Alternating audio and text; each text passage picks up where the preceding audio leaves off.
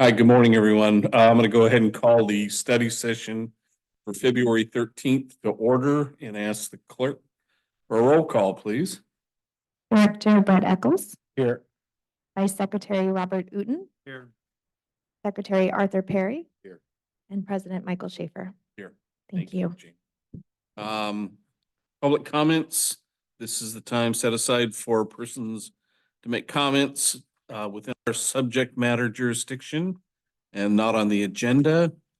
Members will have an opportunity, and now I can't read. Okay, let's just go to public comment. Mr. Mosier, you're up first. Thank you, President Schaefer, members of the board. My name is Jim Mosier. My non-agenda comment is that in addition to hosting the bi-monthly Citizens Advisory Committee, this district has in the past hosted something called a Citizens Environmental Protection Academy. And looking last night on the website, I saw there still is a page devoted to that, but I didn't see any what plans it might have in the coming year. In the past, the district hosted visits to like the digester facility, to the MRF and so forth, and held events here. So I just didn't have a clue as to what the plan is for this year. Thank you. Do you want to comment on that, Scott? Yes, thank you, Mr. President. We could still offer tours to the public if the board wants to choose, but we replaced the SEPA program with Eco Expo. So we put a lot of resources and efforts in. Both events require a lot of resources and coordination between staff, so we can't do both. So we do one or the other, and we decided the last couple of years to do the Eco Expo, which seems to be very popular. But if the board wants us to go back to SEPA, we can do that. Have to pick one or the other. You know, it was a victim of COVID, just like everything else. And we have talked about it on different occasions, and the Eco Academy is really become popular and gets a lot of participation from the public. So it's something we can consider, though. And like Scott said, CR&R will offer those tours of their facilities if groups ask for them. So they are available. And well, But I think we had offered tours of the Orange County Sand District and the Orange County Water District, and they both have very substantial information available on their websites. And so maybe we could modify, maybe we should review and modify what we talk about with that academy. yeah, I think you bring up a good point. We need to publicize that a little better, that tours of different facilities from other organizations. So good. Okay. Jim, you gonna go now? Good morning, President Schaefer, board and staff. I'm Jim Fissler, director at Mesa Water District. I'm here today. I'm doing my annual tour of all the special districts. Doug Davert usually accompanies me, but he bets he can't be here. He's at his job at Yorba Linda Water District this morning. But you have in front of you the special district dialogue that Doug and I started, and believe it or not, we're in our 4th year and counting of sending this out quarterly to every elected special district official. The issue you have there is from December. That's the most recent one. Tomorrow, we're actually having our, Doug and I are getting together, and we're planning our newest issue that'll come out in another month. So the timing here is you're getting a little bit older one, but the main reason we started doing this is when we were campaigning to be elected to LAFCO, we were trying to promise a few things, and I think we delivered. One of them was better outreach. Started this newsletter, and we purposely keep it to one page, and it's only about LAFCO issues on special districts. LAFCO itself now has started a twice yearly publication called The Pulse. It's about 4 pages long, and it covers all LAFCO issues, city, county, and special districts. But we spend a long time trying to make a short publication, believe it or not, trying to make it one page, but you can see there's a lot of hyperlinks. So if you read it on paper, you're not going to get a lot of information because you can't click those hyperlinks. But when you're doing it on your computer, that'll take you to those, any agenda items we're referencing there, and you can, you can do a deep dive, such as if we say we just done 4th cycle of MSRs, you can click that and see all the MSRs we did. Oh, and your MSR is coming up, fiscal year 24-25, which is, we're in, I guess, right? And it starts July 1st. So same with Mesa Water. And we also improved the website. So now you can easily find forms and costs if you're looking to do annexations to something, detachments from something, reorganizations, consolidations, sphere of influence amendments. Also, there's maps of all the special district cities and counties under sphere of influence. But basically, we just want to keep you in the loop on what's going on, and I encourage you to read it. I'm not sure, as I go around, some people have said they've missed it. I don't know how after 4 years and doing it quarterly, but hopefully you see it and, you know, give a look. And you, I think we've only had one opt out, so I think it's going out. But the other thing I just want to mention is, for as far as LAFCO news, I mean, tomorrow our meeting is going to be very short, just consent calendar items. We're going to do a study session with our consultant on leadership and team building and improving internal communications of the staff. But on March 11th, ballots will be mailed. There's 3 seats up to all the special districts, but there's 3 seats up. I'm up again. I'm attempting to, you know, get reelected to this, but you guys will have a ballot and you can nominate anyone on your board there to run for the special district seat that's open. There's also 2 city seats open. And of course, that's handled by the city selection committee. Other than that, I do want to say, actually, I drive down Paularino a lot and to avoid some traffic to go to my gym. And I've watched, first I'm going, what's going on with your exterior? It's looking pretty wild. It's beautiful. It's gorgeous. So congratulations on that. It really makes a big difference on the street. And glad to see that. And I'm open for questions if you have any questions, but that's basically my report. Thank you, Jim. Not a question, but a comment. I do appreciate you about getting this down to one page. You know as well as anybody how much stuff we get, and your reports are always spot on. And I know I certainly appreciate that. Thank you very Appreciate much. the effort you guys do. Sorry about that opt-out, Jim. I never asked who it was. That was you? I didn't mean it came from this district either, but I mean, wow, I hit it. I think Yeah. the first time I mentioned the opt-out, hit the right district. Yeah, there you go. Lucky. Well, Jim, We'll see if we can get that corrected. Yeah. Jim, I think you're doing a good job. Can you give us any update on the unincorporated territory progress? It's sort of, you know, we're at the difficult ones. When I started at LAFCO in 2011, there was over 40, and now we're down to 24, I believe. Could be 25. And a lot of those are, we're at the difficult ones. Right. Well, that's all I need to know, but thank you. Thanks for the report. We appreciate it very much. You want to stick around with this? Are you opting out? Go. Yeah. Go for it. Thank you again. Thanks again. All right, let's go to our items of study. And Scott, you want to? Thank you, Mr. President. I'm going to turn this over to Michael Baye, who's going to share with the board the results of the waste composition studies for studies number 7 and number 8.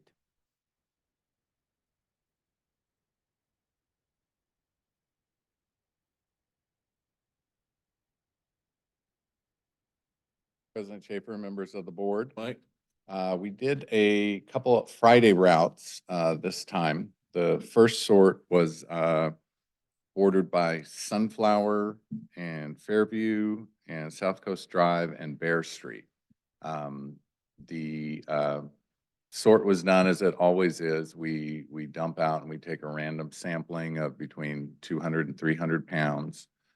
We then sort out the green waste, the food waste, paper and cardboard that's easily recyclable, other easy to recycle items, mainly beverage containers and metals.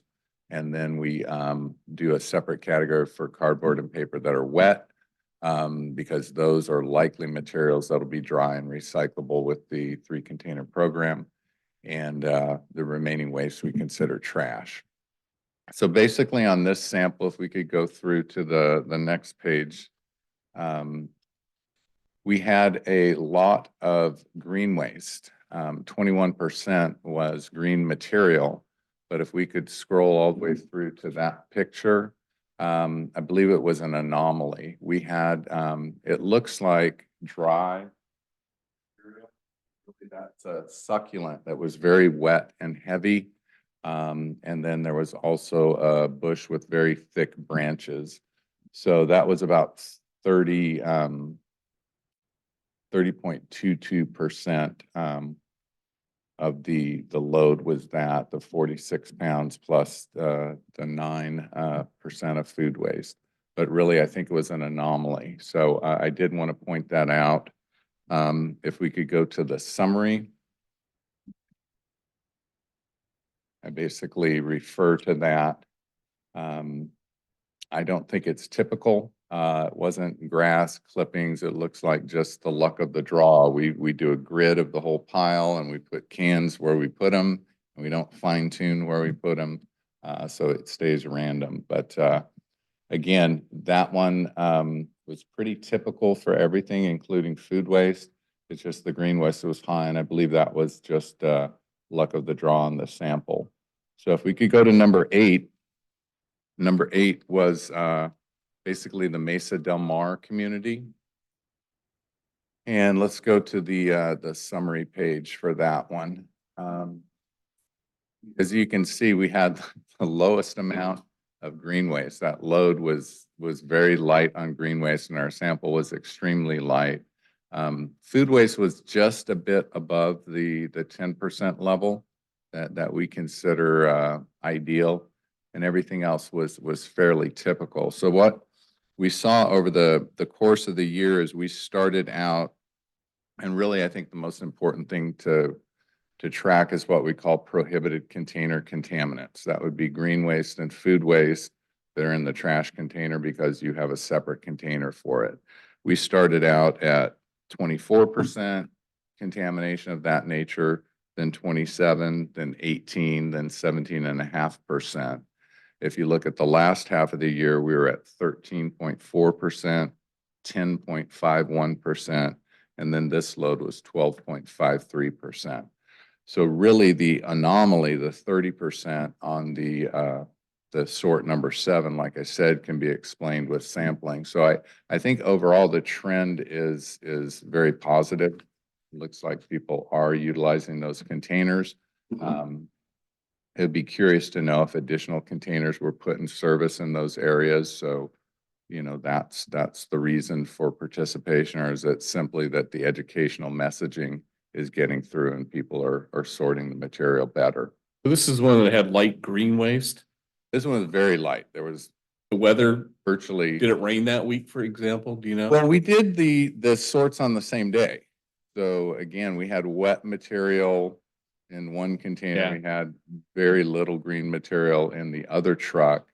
And it could be the participation rate at Mesa Del Mar, although, like I said, the area around South Coast, Sunflower, and Fairview, that was an oddball trimming. Typically, it was a large bush, you could tell, because the branch was very thick and the succulent.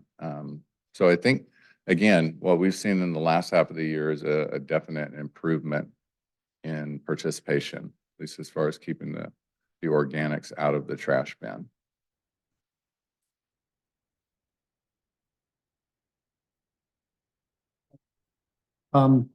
I'd like to ask staff to, put a graph, in place, with what Mike said as far as food waste and green waste. So we've got we got eight dots now and then soon to have more. Those trends I think are important. Yeah, and I'll have a summary report actually for staff on the year. My apologies for not having it today, but yeah. Will it have the graph in there with? Yeah, the same with the blue recycling, the trash, and then the prohibited container contaminants. Map that over time. I don't know if this is scheduled, but how soon after we roll out the blue carts will you do a sampling of, or do you do a sampling of just what's coming in the blue carts? Are we gonna do anything like that? Well, I think it's, again, if you look at the state, they'd like you to check each program. Again, to me, I just believe trash is the important one to check because all the other ones are going to a facility and they're being dumped. So again, CRNR can do dump and sorts on the material arriving at their sorting facility. But we could certainly do that fairly quickly. And we do have another sort coming up. The 27th, I believe, of this month is our next scheduled sort. So we'll see if the good trend continues. Mike, how many sorts a year are you doing? We were originally mapping out eight sorts. And so we did the 8 for 2023. And we do it by calendar year since the state looks at calendar years when they do your AB 939 compliance. Other questions for Mike? Thank you, sir. We have some public comment, Mr. Mosier. Thank you again, Chair Schaefer. I have several comments. The first one is that in addition to the composition reports, when SB 1383 came out, residents were told eventually there were going to be random inspections of carts and notices of violation and penalties for putting prohibited material in the wrong cart, and that was supposed to start in 2024, which is now. And so I'm curious what the status of that is. And then the second comment I wanted to make, which will be more than one comment, is I wanted to bring your attention a possible unintended negative consequence of going to the 3-cart system. And before getting into that, I wanted to mention what has been happening in Newport Beach, which has had the 3-cart system for nearly 2 years now, started in 2022, with essentially no education except at the very beginning. And the public there is really in the dark as to how the program is working because we do not see any of these composition studies or anything. The only thing we heard was at the 2 Saturdays ago, the city council held what they called their annual planning session about the budget and areas where they might need to step up enforcement and therefore need more budget. And there was one slide out of nearly 100 that had to do with the trash program. And I really don't believe this. They were announcing that the goal for organics is 75% by next January. And their curbside 3-cart system currently is 100% implemented and achieving 91% diversion, way over the goal. And I don't know if the city of Costa Mesa is in the same situation. So that needed no improvement. It was perfect according to them, which I don't believe. But the commercial organic program they claimed was only 28% implemented and achieving only 28% diversion so far. So that's what they needed extra budget to work on. The reason I don't believe the 91% is because it doesn't seem to correlate with what I'm seeing here. And I would like to explain what we're hearing here is the contamination in your mixed waste cart. And looking at the numbers, maybe the trend is good. I heard the average is about 20% in all of the sorts that you did this year. which means if you had 10 pounds of mixed waste, about 2 pounds of that is organic material. And then I looked at your tonnage reports from your monthly meetings, and it tells me the green cart has about 1/3 of the amount of weight in it as the black cart does. So a home that has 10 pounds in the black cart with 2 pounds of organics in it, there's about 3 pounds of organics in the green cart. So that's like a 60% diversion rate unless you're recovering some of the green waste out of the black cart. So I assume out of those 2 pounds in black cart going to the MRF now, you're expecting to recover some of that. That's added to the 3 pounds in the green cart. And so maybe you're at 80% or something like that diversion optimistically. However, in Newport Beach, which CR&R is that is their 3-cart program that we have in Newport Beach, we, the residents, understand that the black cart is not going to be sorted at all. It goes directly to the landfill. So those 2 pounds that are currently in the black cart in the 3-cart system are not going to the MRF. They're not being sorted. They're not being recovered. They're going to the landfill.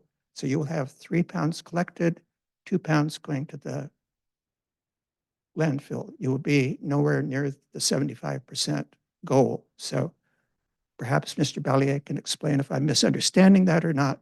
But it seems like that will be your diversion rate is going to go down when you go to the 3-cart system. And I don't know how Newport Beach claims to be getting 91%, but ask them what they're doing. Thank you. Effective. Did you have any comments, Mike? Sure, I have a couple quick ones, sorry.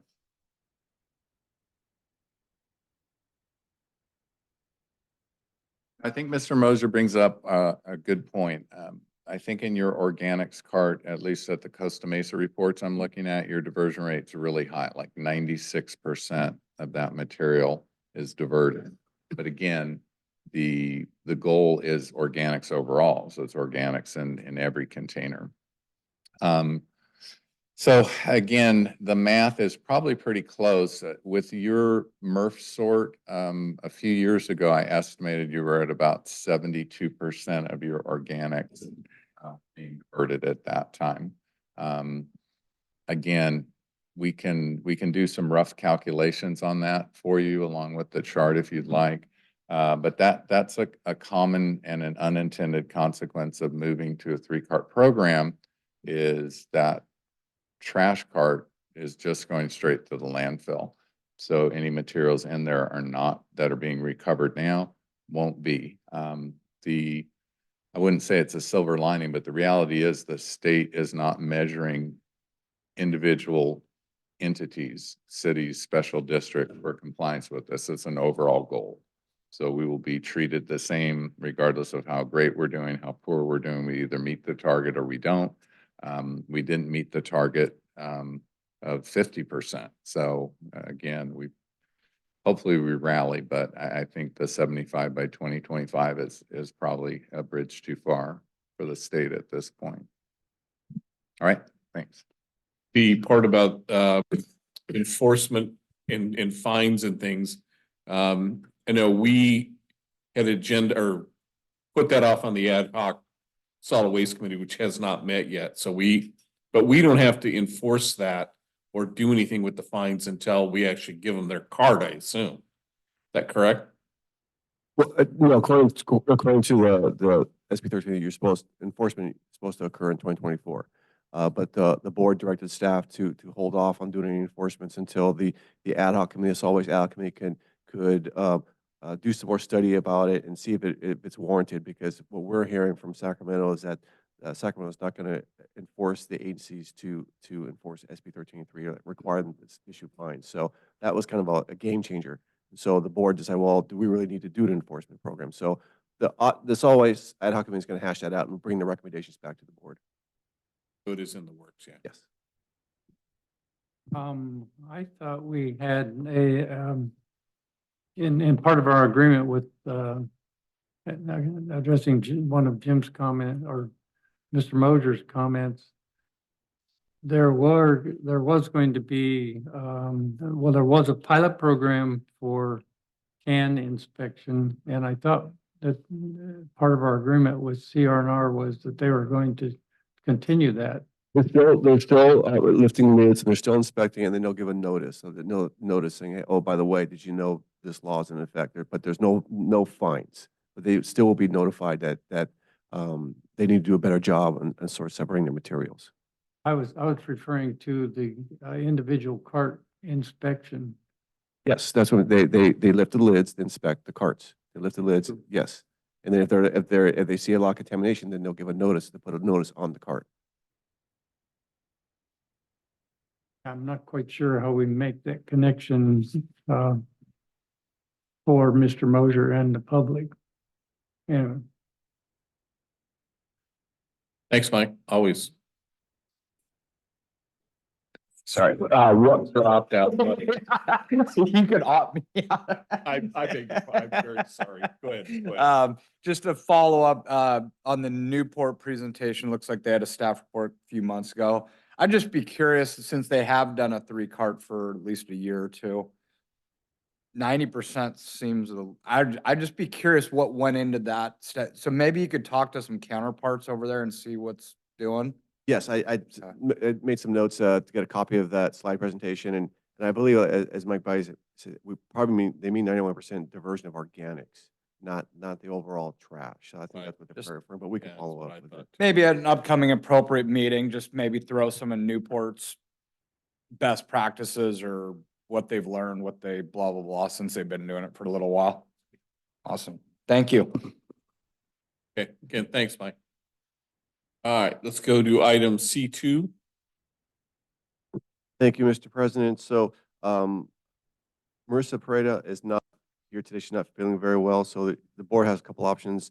We can delay this item, and she can give you a formal presentation on CNR's review. Or as you notice in her staff report, she did provide a very detailed staff report on her evaluations on their performance. So we can just accept her staff report as is, and I'll do my best to answer any questions, or we can table this and bring it back next month. So it's up to you. Any preference? Table it. She yeah, did some work for it. Yeah, I think Marissa should be here to do it as well. Okay, so put it out a month. Everybody okay with that, Bob? Yeah, no, I'm in full concurrence with that. I am wondering if the method we use to evaluate CR&R agrees with the citizen survey results on the trash questions. I know there was quite a bit of dismay in the community during COVID, at least. And I didn't look closely enough maybe at the at the review, CR&R review. I looked, they were doing an satisfactory job everywhere, almost everywhere. Anyway. I just wanted to make one comment after reading it over. One thing really stuck out to me, and that was item number 8, the first bullet point. To go from 101 complaints the year prior to this down to 2, they did, that's an outstanding, more than outstanding turnaround. I mean, so the Christmas tree program, I think we all see that as we cruise around town. The ones that are probably going to complain are the ones that left their stand on, that covered their tree, or that, I had 2 neighbors. I finally told one of them, they're not going to pick that tree up. And the next week, all the flocking and everything was off it. I mean, he must have taken a hose and polluted the wastewater or the runoff system with all that stuff, but at least he got the message. So anyway, I just thought that was really a notable thing on there. So, all right, then we'll see this again in March. All right, Scott, thanks. David, I think it's your turn, bud.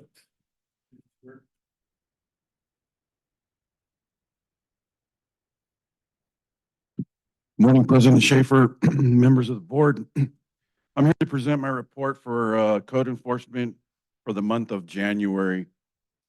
3 major points for our ordinance enforcement would be scavenging, graffiti, and trash containers left within public view.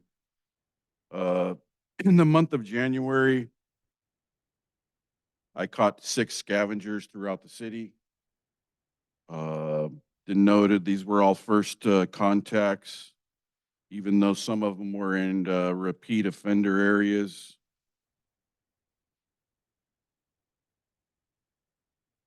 Any questions on that part so far? That for David? Good, thank you. And then trash container enforcement for the month of January were 212 cases, again listed by the streets and how many violation notice were issued on that street.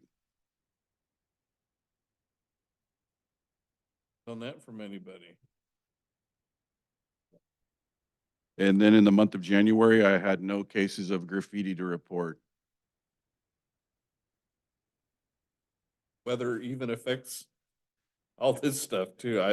I mean, your work's ahead of you as we move into the third cart system and a lot of that stuff. So, we're just giving you a chance to relax a little bit until the Well, big work thank starts. you. I appreciate that. Yeah, like I had control over that. Go ahead, Brent. Just a thought, I just want to thank you for this work, because a lot of reason why it's down is because you're out there. I mean, I drive around, I see you out there. I'm following you because this is like one of my biggest, it's just a personal pet peeve, it's great. So I really appreciate it. And like President Shaver said, still gonna get pretty gnarly, but you're on the case, so thank you. Thank you. I appreciate that. I mean, I don't know how many other trash, the cities or districts that do this. Yeah. We've got to be one of the few that have a code enforcement officer that enforces. So I think we've done really well with it. Thank you again. I appreciate that. Okay, anything else for David? Thank you, sir. Appreciate Thank it. you. Go find some scavengers, right? Yeah. All right. All right. Next item is the anniversary logo. We've all been waiting for this. Yes, thank you, Mr. President. As you know, this year is our 80th anniversary. And to celebrate that anniversary, staff contacted a consultant to develop a logo for our anniversary. And so I'm going to turn this over to Gina Tirano to share with you several options, and we're seeking directions from the board. Thank you. Good morning, members of the board. So we are celebrating our 80th, and so staff has worked with a freelance graphic designer to produce 3 options for our 80th anniversary logo. The logo will be used to brand various promotional materials, including print and digital advertising, apparel, and eco-friendly giveaways throughout 2024. When developing the concept for the logo, staff considered the district's mission, vision, and just cause statements, and we ultimately combined the 3 into a shortened tagline, which is preserving today, protecting tomorrow. So you'll notice that this tagline is used in the designs. Additionally, our mission, vision, and just cause statements contain themes of the environment and protection of local waterways. So the logo incorporates imagery of the Back Bay, which is a prime example of the types of natural resources and natural areas that we aim to protect and clean. So I included a few photos here that I'll pull up of the Back Bay, just as what we provided to the graphic designer as sort of the inspiration for the logo. And as mentioned, there are 3 options. So this is option number 1. They all contain most of the same elements, the tagline, the years of service, 80 years, and our district name. So that's option 1. This is option 2. And then lastly, this is option 3. And in the staff report, you'll see that we put a survey out to staff and the CAC. And ultimately, option 1 received the most votes from both, but option 2 was a close second. So I can go through them one more time. I'm happy to answer any questions, but we're looking for direction today on which logo you prefer so that we can go ahead and start adding them to our promotional materials. The logos, does that have the background that's on there right now? Or just the one in the middle? Just what's in the middle. It's just the way the designer put it. He's got more in the background, but You know what my first impression when I looked at these was? They look like national park. that was, Scott's grinning over there. I don't have a problem. That one, that's number 2, right? yes, That one looks like an orange juice ad. Just because the sun's so sun. big, you know? It's Orange County. exactly. Good point. I don't think we have any orange juice manufacturers in Orange County anymore. There's some in orange. Every logo in Oh, Orange yeah. County almost got Yeah. prominently orange. Number 3 looked just a little too dark or something, right? Yeah. Agreed. You're asking the 4 of us to decide which logo, right? Or you can just leave it to staff. It's up to you. Well, I think that one is the best one, but it has the word sanitary district. I think it needs to be more prominent. I think in the round one, it was Costa Mesa Sanitary District. We are the sanitary district. We just happen to be in Costa Mesa. So go back to the other one.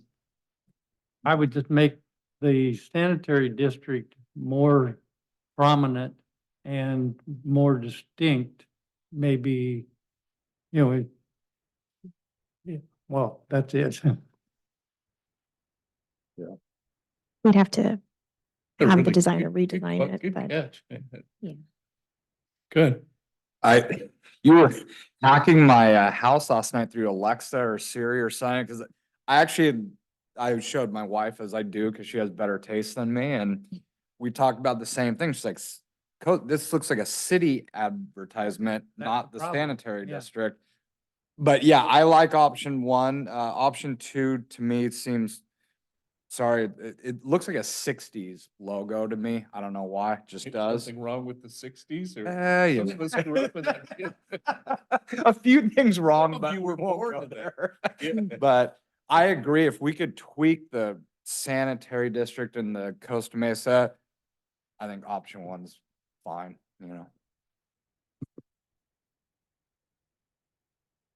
So staff's recommendation was number 1. I mean, the vote was pretty much number 1.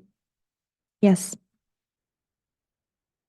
I like option 2 circle with what's in option 1, with like the bigger sanitary, sanitary district.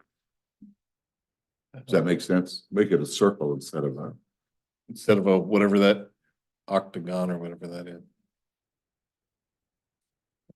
6 sides. It couldn't be. Also, then you can put Costa Mesa Sanitary District in the bottom of it, and take it off the top. Can we try that? sure. It is also an option to use both. If you like both options, we could use both. It would just add some variation. I'm going through this with another organization and to do 2, not a good idea. Logos and one, whatever we decide, Yeah. you all decide, but to do 2, I've seen the repercussions of that. Well, one of the major repercussions is stationary. It just doubles the amount of. Austin, it's confusing. Yeah. Yeah. I think what Director Perry said, I like making that option 1 is a circle, because if you look at all of our logos and what you guys have on like we have on our shirts or jackets, if they're all the logo, they're all round. So maybe take a look at that.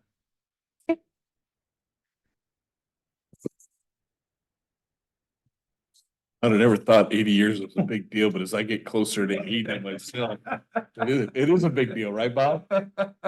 It was a big deal. All right, Mr. Mosher, you had a comment on item 4.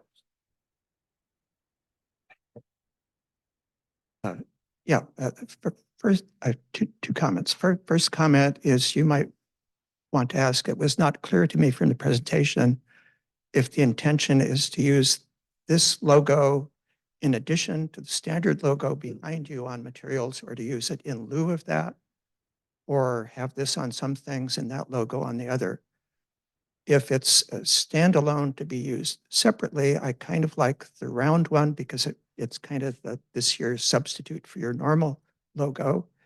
If they're going to go side by side on some material, I would want some different shape. It's kind of confusing to have two circles on the thing. So that might be part of the conversation. The reason I put my comment card in, though, I actually wanted to comment on the image.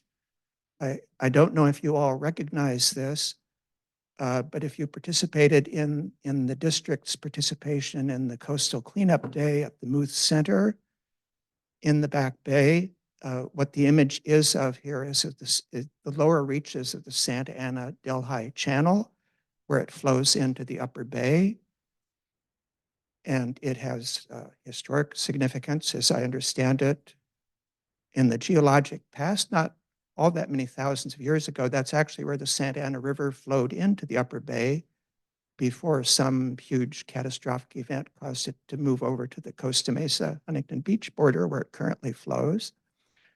And it also has significance as kind of an aspirational goal for this district and communities around here, because historically it has been a source of the trash that people were picking up on the Coastal Cleanup Day. And the county put great investment into putting trash diversion in the slightly about a half mile up from where the photo is taken, maybe a mile up, to try to prevent the trash from flowing into the bay there. And somewhat to this district's embarrassment, when we had the big Labor Day sewage spill in 2013 and a later spill in 2015, the sewage flows into this drainage channel and through there into the Upper Bay. So it's inspiration for everybody in terms of trash and sewage to do better and keep this particular image clean. Thank you. And put it in terms like that, I really good, not that we need to be reminded about our Labor Day debacle, but it is excellent point. You know, when I first thought about it, why are we putting Newport in there? But that it doesn't matter whether it's Newport or any other place. That's where our flows go. So That's what we're. thank you for those points. Well taken. Okay, you have your marching orders in. All right. Let's go to item 5, then, the Citizens Advisory Committee member attendance report. Thank you, Mr. President. This was a request by the board to have this discussion. They wanted to know, the board wants to know the attendance records for the Citizens Advisory Committee. And as you see in the staff report, we do have 2 CAC members who have missed the past 3 consecutive meetings. That's CAC member Annette Wilson and Daniel Baum. But both their terms do expire next month. So they can reapply if they want to. But again, that'll be up to the board if they want to reinstate them. But based on their attendance record, again, it's up to the board. But this is just for FYI. This is information only. This is a request by the board to see their attendance record. So happy to answer any questions you may have. You mentioned Daniel and Annette. Yes. Jeff Arbor has a pretty significant absent record too. And based on his position, there's probably a good reason he misses it, being in charge of what he's in charge of. He's in charge of OC recycling waste for the county. So at this point, I think just some communication. If Daniel's coming up for renewal, then maybe just to note, hey, personally knowing Daniel, he works for the city of Irvine now, and he works evenings. Works night, yeah. Yeah, so that may be a reason for him to not continue. Anything on Annette? Is there any we just don't know, do we? Okay.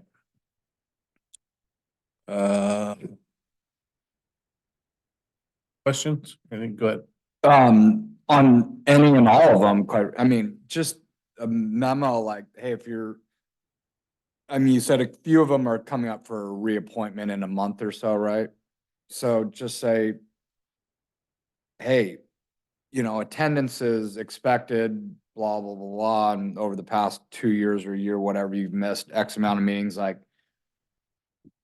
we all have jobs, we all have commitments, so maybe this isn't the right fit for whomever. Just as a reminder, you're not forced into servitude for the sand district, so just little bit of a reminder to each one of them as well, and see where it leads us. I know Chairman Lester at the last CAC meeting brought this very thing Okay. up. The problem is the people that needed to hear it Aren't, were right, You right. know, so I think some written communication, maybe Yeah. these folks, just a reminder. And Yeah. I like the idea of this is a voluntary Right. position. We're not holding your feet to the fire. Yeah, and I understand, jobs change, life circumstance, it's all Yes. good, just let's communicate that, and if you need to focus on other things, all good. I have a question. Yeah, go. We're publicizing a lot on Facebook. Have we had any response from those? From this one? Because it's coming out almost every day. Yeah, it's got a good presence. Bob? Well, I think in addition, or to complement what Director Eccles said is, we have a policy. And we should restate the policy as the logic for, you know, what we're talking about. And I think that, I'm on the, COC, the Citizens Oversight Committee. And I think we need to get somebody like Kurt Baumeister to recruit. Yeah. Yes. Okay, so then just friendly reminders or whatever you guys can do. Make sure Chairman Lester knows what we're doing too, if you don't mind. Okay, closing items, any oral communications or comments from the directors, Bob? Yeah, I appreciate your publishing the storm implications on the pump stations. I think that we ought to have that at a study session because there were several outliers. Mendoza is still higher than I would expect. And the city pump station, basically, it looks to me like they're using our sewage pump station as a storm drain, like some city entities do, some state entities do, and some federal entities do with, you know, I was gonna say discretion, but I want to say the opposite word for discretion. They just use it and they don't bother to figure, you know, don't bother to comply. So I think we need to talk to the city. I would talk to them independently of the liaison committee meeting, but show them the results. Because I think it's obvious from the data, they're using our sewer pump station as a storm drain pump station, which is illegal. Well, I can have, yes, Mark Escar, district engineer, can reach out to the city official, talk about that. And I also requested Mark to prepare a presentation to the board at your March study session about the pump station run times and basically our how we did during the storm. And there, as you know, there's another storm coming this weekend, so we'll be ready for that as well. And in addition, then we're soon going to be working with the Fairview development processes. And I would expect we should put some flow meters in there or have the developers put some flow meters in because, you know, that's a state institution and That's probably not gonna happen for at least a couple of years. Yeah. but I mean, you know, When they get there. yeah, when they're ready to do the development, Yeah, I Mark, think we need to know more. I think we need to assess what flows really are in there during. Right storm. now, flows are minimal because those building got, I don't know how many residents are in there, but I'd guess less than a dozen or 2 dozen. yeah, Mark gave a presentation to the board last month on Yeah. the development, so. But there's state-owned property where there is residential development. Yeah, that's. And there that's will be true. future residential development. I And, got and my you. suspicion is there's a lot of units on that property that may be indiscriminately connected to our sewer storm drain wise. That whole section down along Harbor Boulevard could easily be into our, Are you talking just about houses over there? Or the apartments are, Apartments are- those apartments or condos, whatever they are, those are on our system, I'm sure. Are they? You think so? I would, no, I'm not, you I know, would it's, think so, but that's it's what not Bob- guaranteed certain, or whatever that commercial says, but I think it's proximity to where it is would make sense. It would be on our system. Well, I think we need to understand the flow in there. Yeah. Because it's a state property. Go ahead. Just a thank you to our staff. Recently, we had several residents in my district have some bin issues and blah, blah, blah, and then getting routed through the newest AI and latest foreign country toll-free service through.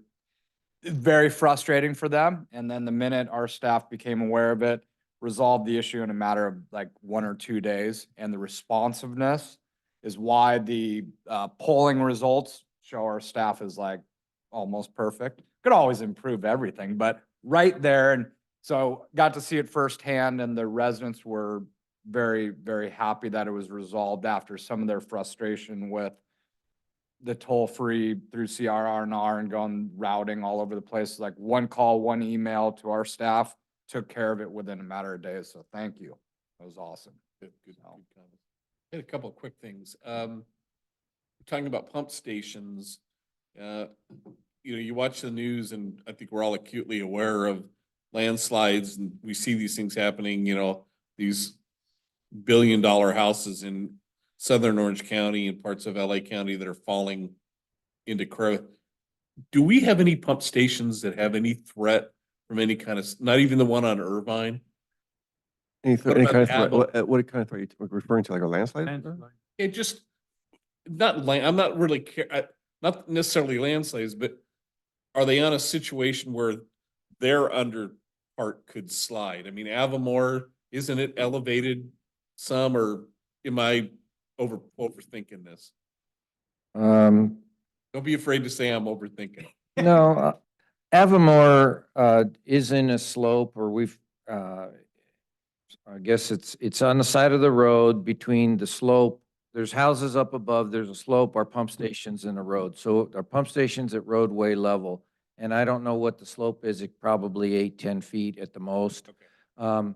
But I will say that we're in the process of, well, we have designed the replacement force main for Avamore as an example. And because of the way the station is and current considerations, we've decided to build a retaining wall around it so that the new force main is routed out, so that we can do ongoing maintenance and then run it up the roadway rather than between houses. When we do that, that retaining wall will be more than adequate to protect the pump station if that slope or the houses slide. The rest of the pump stations, our general manager asked me one day to take a look at from a tsunami perspective, and when I went out to each of the pump stations, really we're in very good locations. They're, other than the Avamore, and I don't believe that's going to be a landslide issue because of it's not a big long hill like what's happening in Dana Point in the houses right now. But I think the rest of the pump stations are in, I'll say, residential areas. They're not exposed to hills and bluffs and things like that. So I think we're in pretty good shape.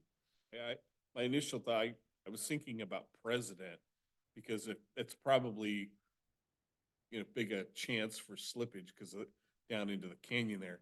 But then as we were going through that process of rebuilding President, there's so much concrete there that I don't have a fear. And the depth of that situation, I mean, the depth of the retaining pit or whatever we called it, probably goes down below where it would slope it or where it would wash anyway. So I appreciate that. My second question is, years ago, we had given CR&R the commodity on the recyclables as part of the contract. We, hopefully that helps reduce rates and do whatever. As we move into the blue, called the blue cart, do we have access to what they're making on that commodity? Does that show up anywhere? Yeah, we can find, yes, we can determine how much revenues they're making, sure. So I mean, it'll be 6 months to a year after we implement the system to get any idea, but I think future planning, we ought to take a look at what that's doing and seeing if there's any, They what have, the numbers are. the problem with they have their good years and their bad years. Of course. They're, I think that's why the decision was made. There's no reason for us to get Right. involved in the spikes and the Right. drops and all that, Right. so. it's- Yeah, I think we need to have some idea of what they're getting from that. Okay. All right, anything else? Then I'll adjourn us to the March, whatever. I do want to make. Oh, one I'm thing. sorry. Go ahead, Scott. The year in review. Oh, is yeah. out, so I do want to thank Angela for all her hard work for putting this together. Excellent report. So very proud of this report and all the accomplishments that staff's made and based on the direction from the board. Thank you very much and hope you enjoy it. Are we sending those out to different agencies? We don't, we try to save it on paper costs. We send them out electronically. Send it electronically because we're just trying to save on paper costs. But This online, yes, so maybe a Facebook mention. great. Or maybe the liaison committee members. Sure. Okay, yeah. Yeah, good idea. it's very well done, very professional and well done. Where'd you get that gorgeous picture of the outside? I mean, that's before it became a blighted area, right? Rendering. We're adjourned. Thank you all.